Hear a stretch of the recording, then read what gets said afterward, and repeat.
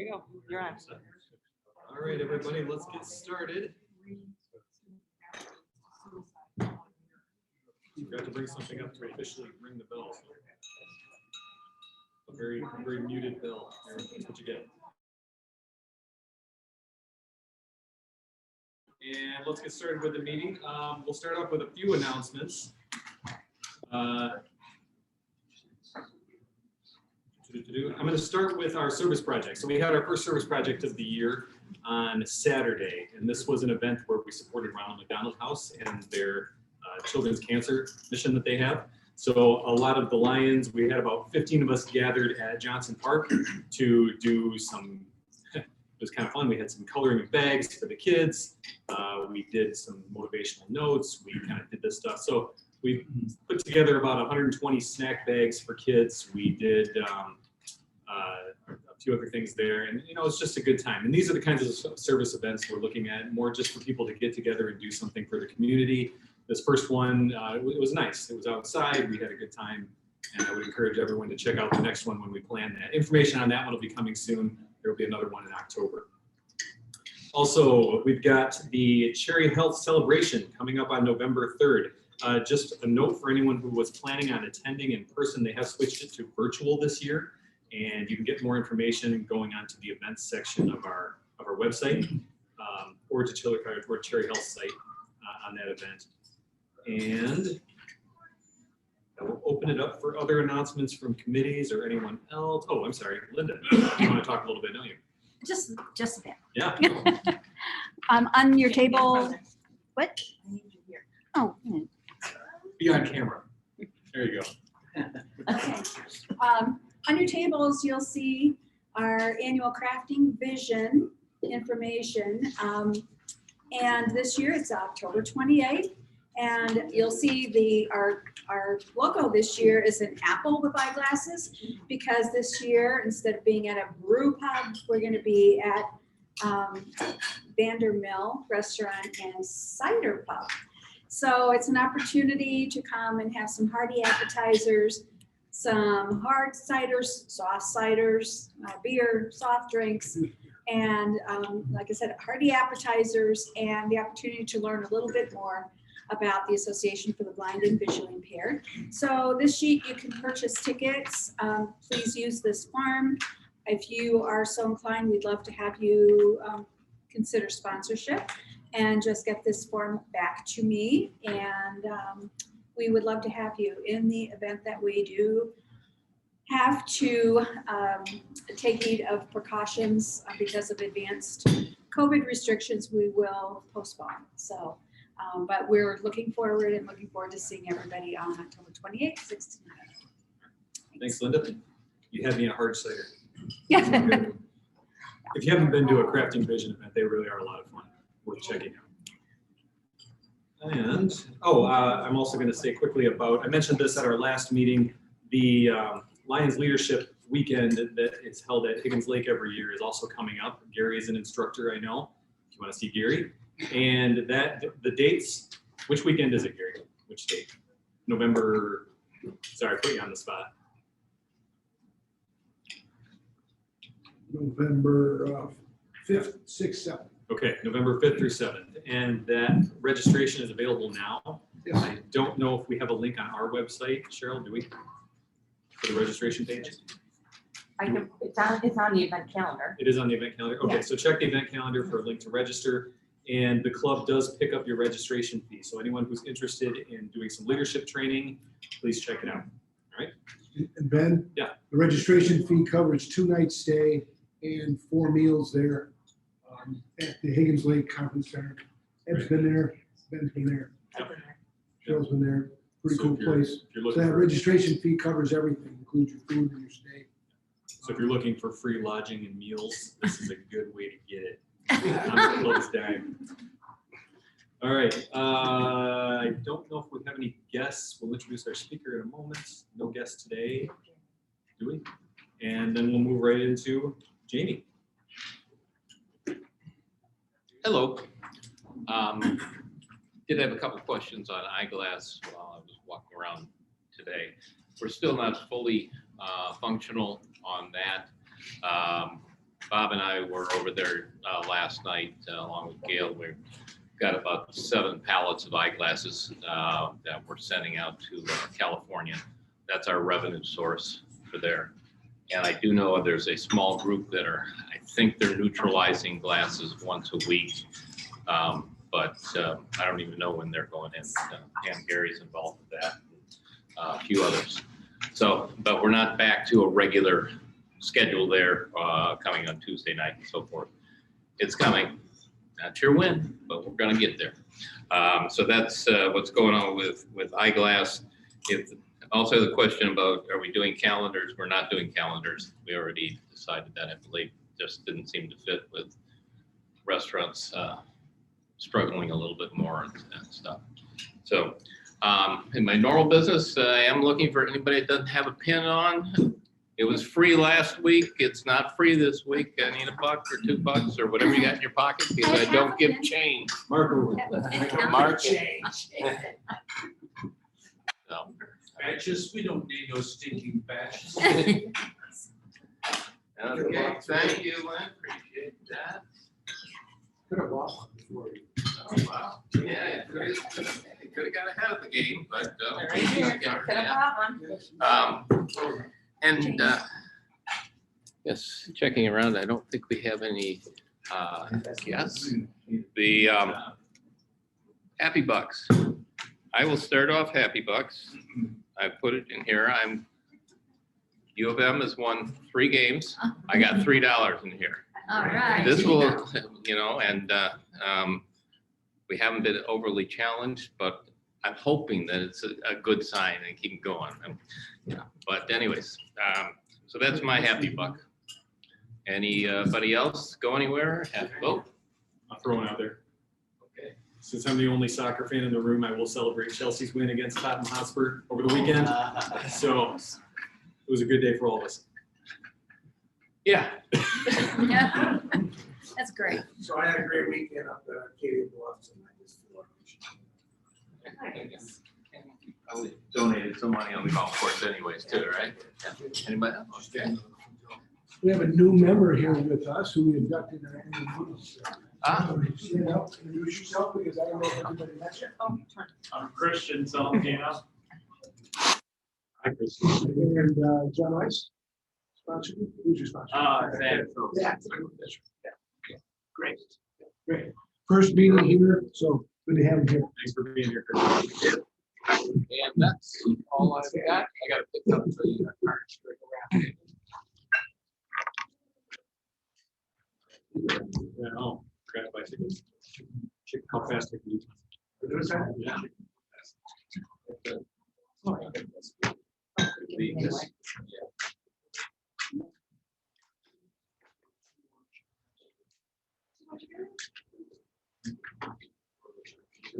First tickets in. Okay. I did.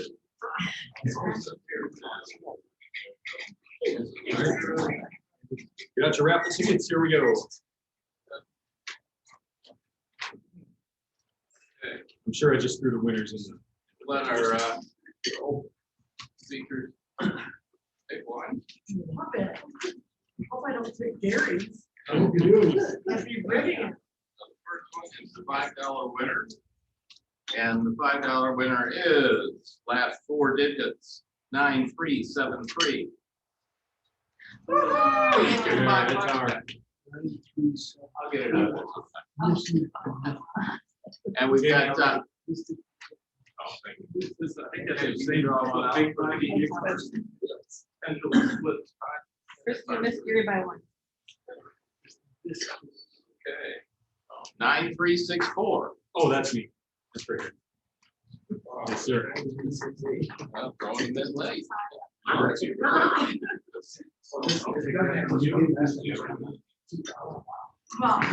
the hell? Yeah, it's only the second week. All right. That's okay. All right, here we go. I think split the pot probably worth about 48 now. Whoa. No. Oh, that's a shame. You know, Very good.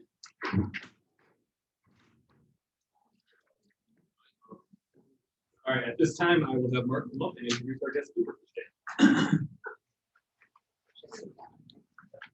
Thank you, Mr. President. When you think about mental health, you have to think about Christy Buck. You hear her on the radio, see her on TV, now some national spotlight recently. She has spoken to us. She claims only twice. I think it's more like a half dozen times, but probably because I see you on TV all the time. But this is National Suicide Prevention Month. And we actually connected in the spring, and this was an available date. And it's probably poignant only because we've had this horrible year and a half of COVID, a lot of despair, emotional issues, bullying. She's going to talk about a lot of that stuff and what her new organization, Be Nice, is all about. So, Christy Buck, thank you for coming.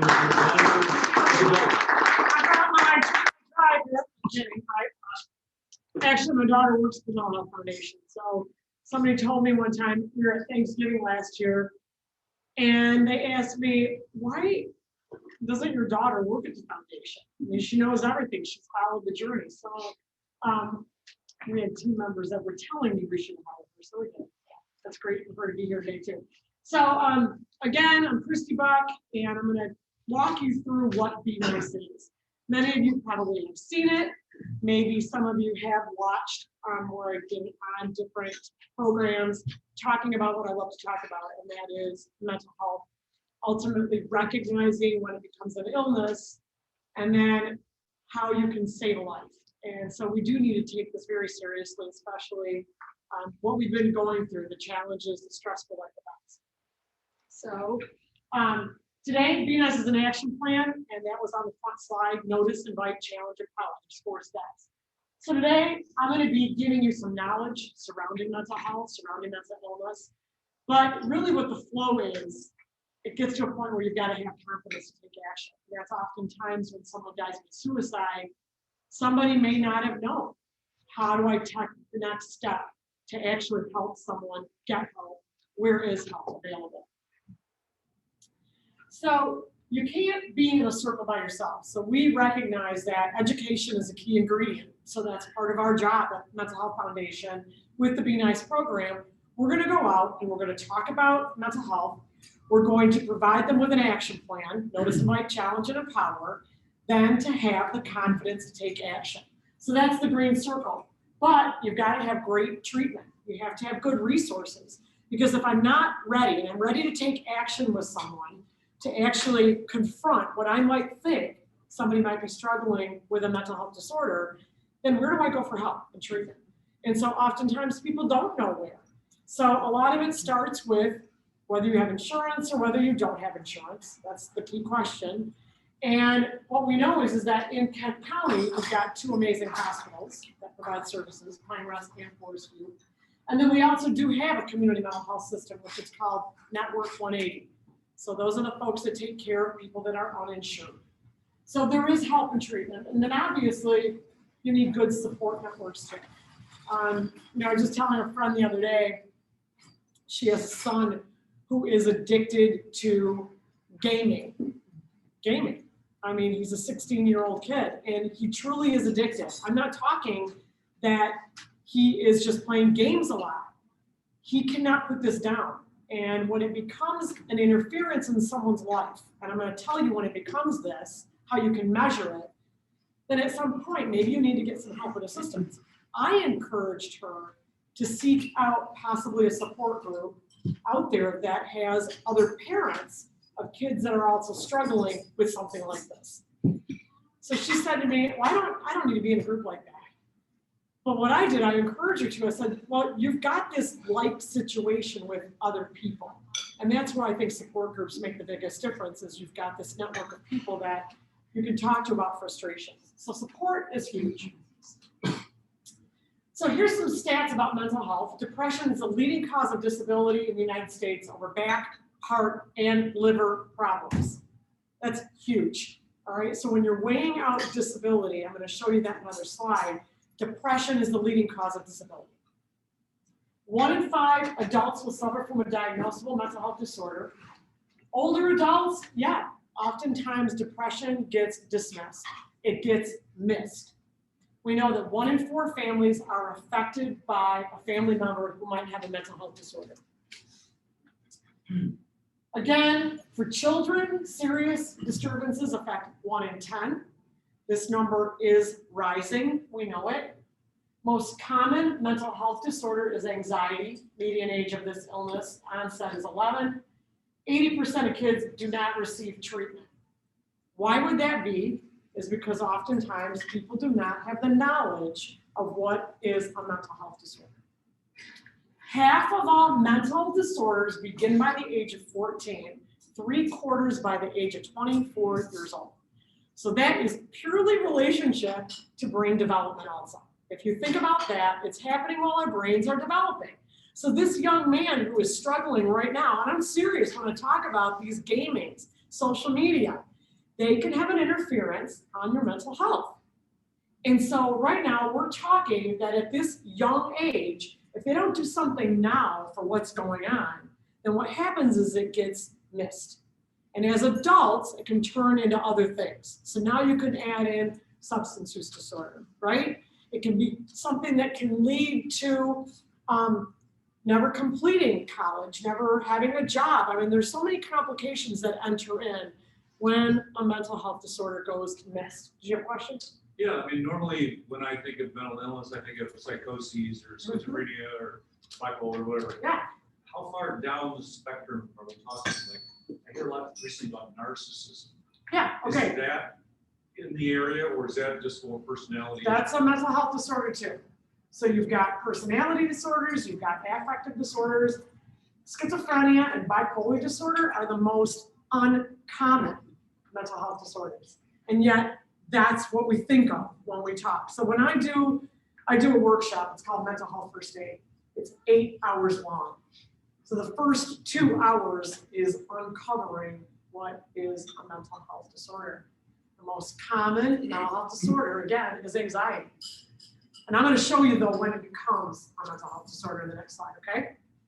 All right, again, half of these disorders. So this is why mental health education is so important to high school students, even to middle school students. So at that age, we are recognizing when this has become a disorder.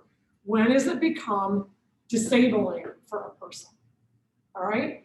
And that's the big word here, is that a mental health disorder can be disabling. All right, the World Health Organization did a study, and they took all disabilities and they did surveys to people who have these disabilities, and they had to rank order them. And when they ranked ordered the disability that this had, I'm going to show you how they measured it. Depression, schizophrenia, and dementia ended up at the top of the list with quadriplegia, okay, over severe vision loss, over epilepsy, over severe bronchitis, depression. And you're going, how can that be? I'm going to show you in a minute. Again, many times we often end up at our primary care physicians when we are feeling this. A lot of the conditions are brought about, physical conditions that happen with depression. That's going to get me to the doctor, right? That's why our doctors have to have a better understanding of mental illness, mental health disorders. We all get asked the same basic questions. Have you been depressed over the past 2 weeks? Have you thought about suicide? Most of the time when we're getting asked that question, the clinician's face is usually down in the computer filling out the assessment, right? These are really serious questions that are being asked of us. They really are. I mean, I was at the doctor this morning and I had to tell him I've got a lot of anxiety. I've had a lot of anxiety lately. And I had to make sure that he was looking at me right there in the face. So those are important parts of a doctor's appointment. Again, this is a big stat. So individuals age 65 and older account for 19% of deaths by suicide. That's unacceptable. And so as people get older, though, they have more risk factors for depression and for suicide. Again, 90%, these are facts about suicide. 9 out of 10 times when someone dies by suicide, they had the illness called depression and in combination with another mental health disorder. So it could be bipolar disorder, it could be schizophrenia, it could be substance use disorder.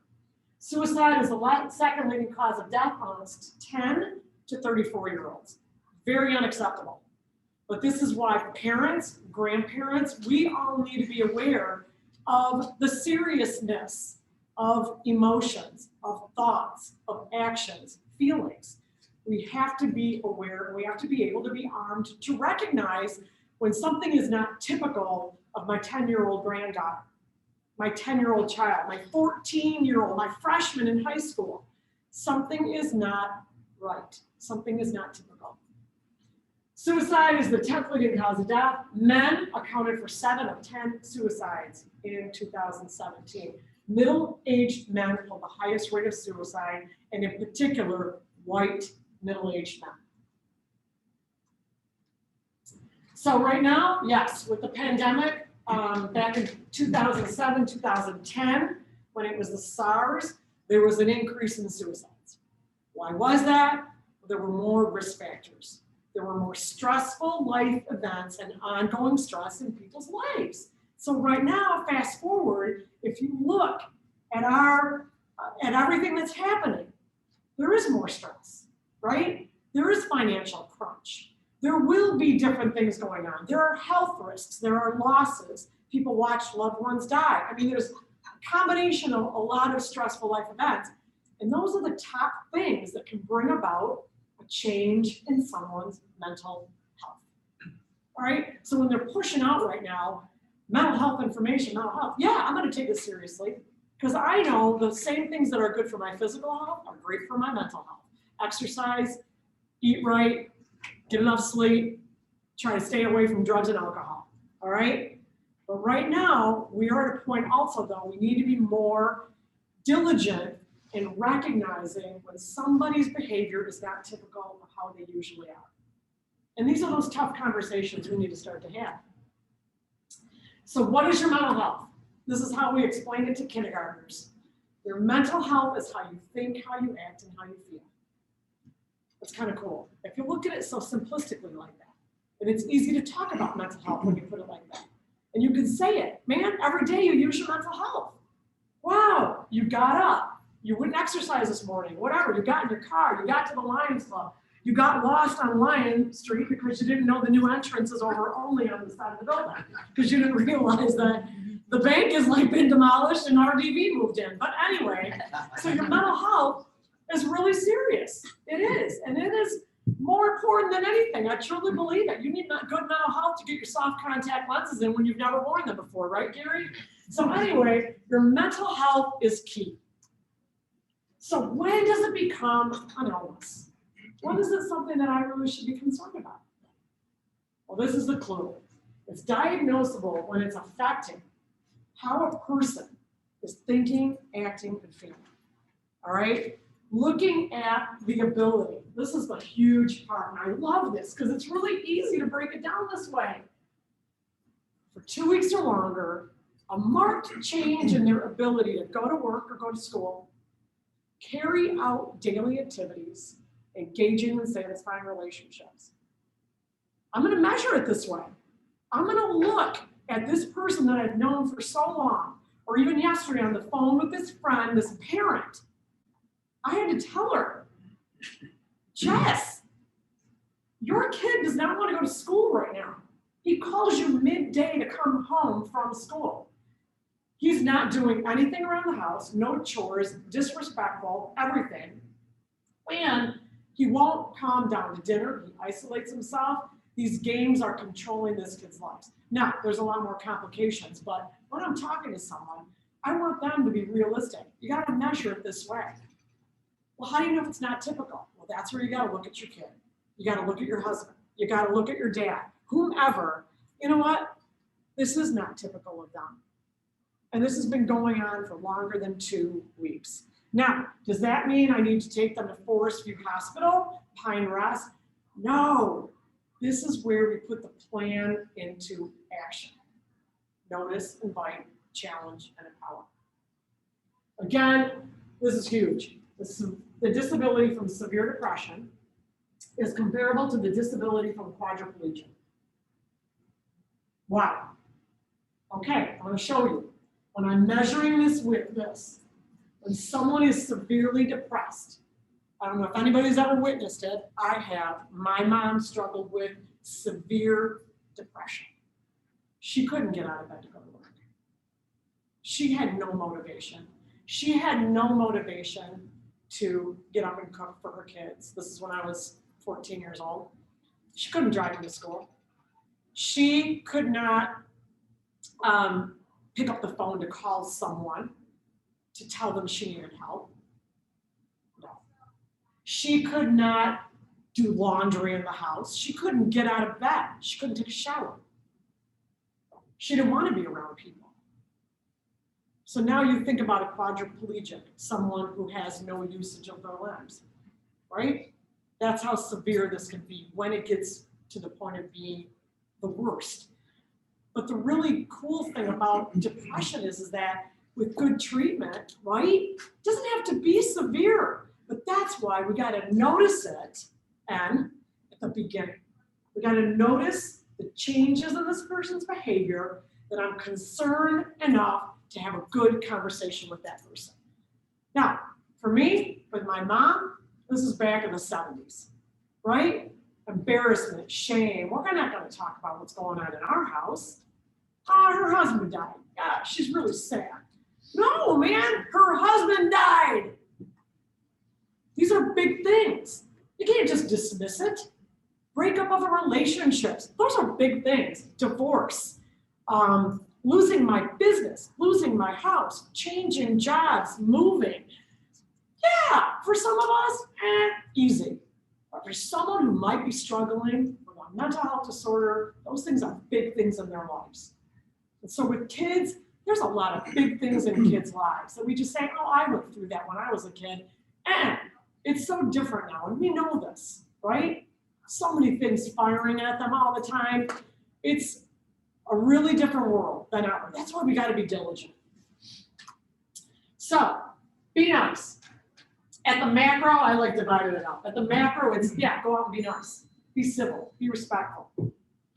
Yeah, fine. Diverse, equity, inclusion, anything you want to call it, whatever you want to call it. It all goes back to be nice.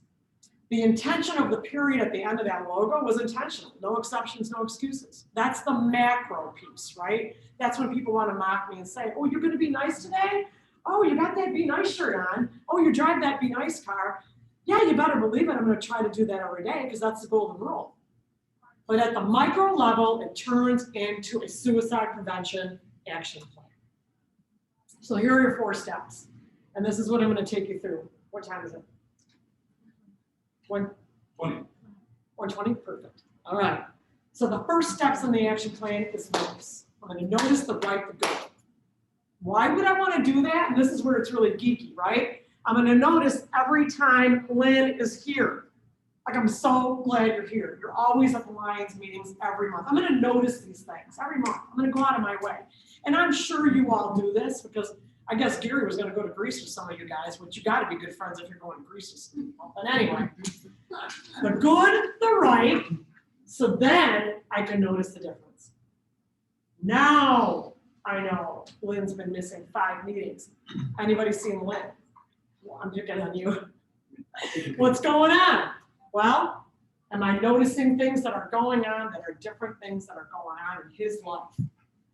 Do I know some things that have changed that may not have brought him to the meetings every month? Yeah, and this is why with friends, we share this information. I'm not talking behind their back. I'm talking to someone because you know what? I'm concerned. And that's oftentimes where we stop because we don't want to get in people's business. But this is serious stuff. This is when we have to get in people's business.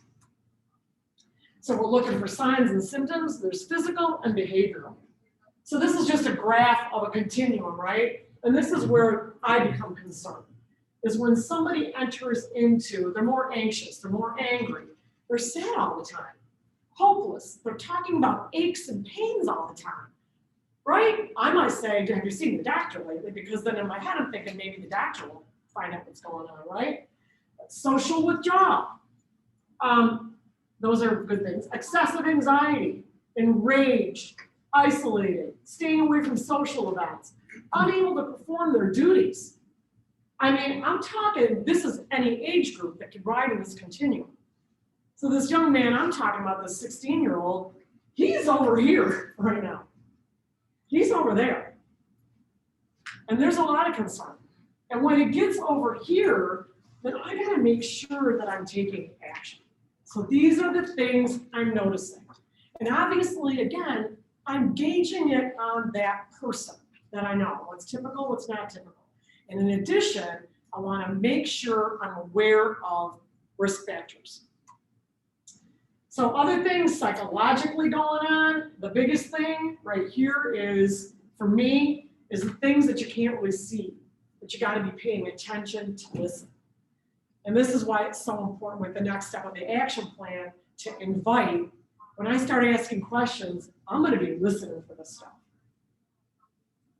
I had a friend who did die by suicide. He was 52 years old. He was a very successful businessman in Grand Rapids. And he worked for a company called Aon, a risk management company. And most recently, prior to his death by suicide, he had been really questioning himself on his job performance, as a spouse. And when everybody was putting the pieces together after he died, they all kind of went back to this really big piece that he just wasn't himself. He wasn't the guy that was always confident. He was super pessimistic. He was always questioning about his performance. He had a real low point because he had lost one of his most important clients. And when I went on a tour of his office after he died, in his office was this huge photograph of him shaking the hands with all these big dignitaries with this big company that he had. And I'm like, wow, is that a telling photograph? That client of his, it was more than a client. It was a relationship that he had built. Those were friends. That wasn't a picture of success. I got this big client. Those were friends. So these are huge things that I'm looking for. So verbal signs, again, I gotta tell you, 30 minutes of a presentation with me is not enough. I mean, I do this, like, these are from 1 hour to 90 minutes to, oh, I want a 4-hour one. Okay, I can stretch it. But these are big things. And I just want you to leave here today knowing how serious. Risk factors, top 2, 3 are all surrounding stress. And that's why we need to be mindful right now that this suicide rate, it could spike. But you know what, when you leave here today, we're gonna take it seriously, what Christy Buck was talking about. That stress is, in combination with other things, it can be detrimental to our health. And that means to our mental health also. Now you get into these complications that enter into illnesses that are life-threatening, chronic, with pain. Now you're talking, now I can look why, not just older adults, why adults are at risk. So next step in our action plan is invite. So I've noticed all this stuff, right? Well, we're all talking about Lynn, but has anybody ever gone and talked to Lynn? Well, this is my chance. I'm gonna make sure that I let him know that I am concerned. And how you do that, you reach out. You just reach out. Hey, I haven't seen you at the meetings lately. What's going on? And I'm really worried about you. Whatever. It's like suddenly your conversation is turned into somebody really does care about me. They have noticed something in me that's different, right? I might even go back to my risk factors and understand that, well, he's been going under a lot of stress lately. Kids, wow, you've been really going under a lot of stress lately. Yep, we're gonna acknowledge that. Wow, school board members, you were under a lot of stress in the president of the Greenville School Board. And I got a lot of stress going on right now. So people should be watching out for my mental health right now because it is very stressful. Invite yourself to reach out. What kind of questions do you ask? How long have you been feeling this way? Have you talked to anyone? Is there anything that's helped you? Those are giving me these clues. Maybe they felt like this, I felt like this 20 years ago. Wow, I can't imagine that all of a sudden it's come back. What's going on? Suddenly your conversation is turning into a little more depth because you care about this person. And oftentimes, just asking somebody is already that stress reliever. Right at the beginning, when I've noticed this, oftentimes people wait a year a year, and all of a sudden this person's losing their job. What happened to 10 months ago when their job performance was going down? Where were the conversations then to say, you're not the same employee that you were? What's going on? What's changed? Invite. Next step, challenge. Obviously, stigma is always in the way. And that is people's hesitation, their fear and embarrassment to talk about thoughts, actions, and feelings. Number one barrier to people seeking treatment. Number one reason for suicide, because of stigma. So you look at white middle-aged men. Number one, stigma got in the way. I'm embarrassed. I can't talk about this kind of stuff. I'm strong. I'm healthy. I'm the man in the house. I'm a good dad. I'm the provider. But then on the other hand, you also are vulnerable to your thoughts, actions, and feelings being disrupted. That's the stigma. Making sure we've got out there enough information about resources. We bring Be Nice into businesses. So if you had a business and you said, you know what, I want to bring Be Nice in here. I want my employees to understand that it's about how we treat each other. But then in addition, we're a family, man. We care about each other. One of our biggest clients right now is Herman Miller. We're in conversations. Metro Health just launched the initiative as part of their Zero Suicide program. So we're excited with where we're going because it is above and beyond just schools. This is an action plan for everyone.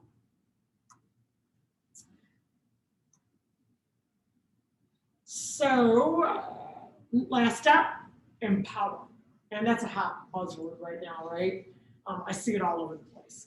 But what it means is, right, for us, get more knowledge about mental health. Empower yourself with words.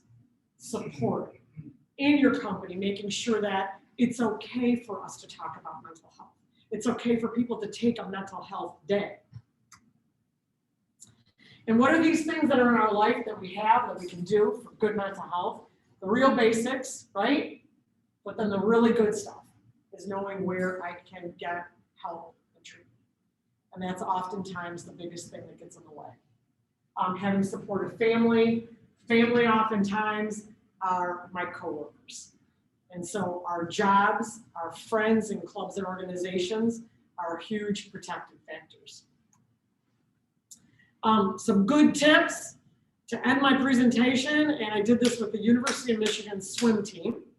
We did a huge training. They lost a player, a swimmer, to suicide 1 year ago. A young man took his life. And it rocked the world of these swimmers, so they engaged us to come in and do a Be Nice training.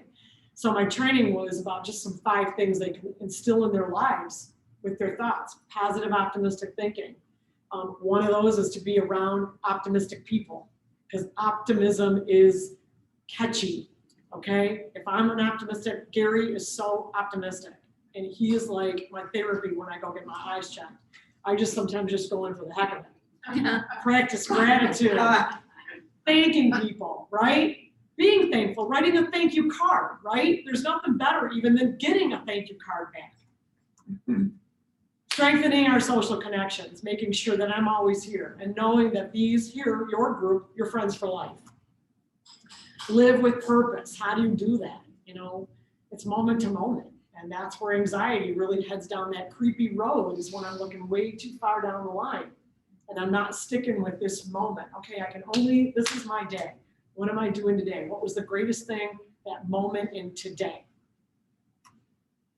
Volunteering, absolutely huge and essential. And that's what your organization is all about. I heard it time and time again today about these opportunities that are out there. That is a huge protective factor. I have wristbands if anybody wants to leave wearing to Be Nice. You learned it today, and it's your turn to spread it. Like, I learned this amazing action plan today that I never knew that that's what it meant. And most of all, that's my presentation.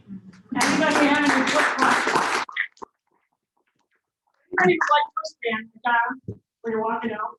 If you want more information about the organization, we do have a brochure. But it's a pleasure to be here, and I do love clubs and organizations because really there's a lot of time and energy put into this, but that there's really a lot of love. So thank you. Thank you, Christy. All right. Before you sit down, here, just as a token of our appreciation for being here. Oh, The like Lions Club helped it. you, drink your coffee out of that. That's a Enjoy. nice mug. Perfect. Thank you, Christy. And with that, we are adjourned, everyone. Thank you. Yeah. If anybody wants a wristband, stop by. I can't see. I'm doing good.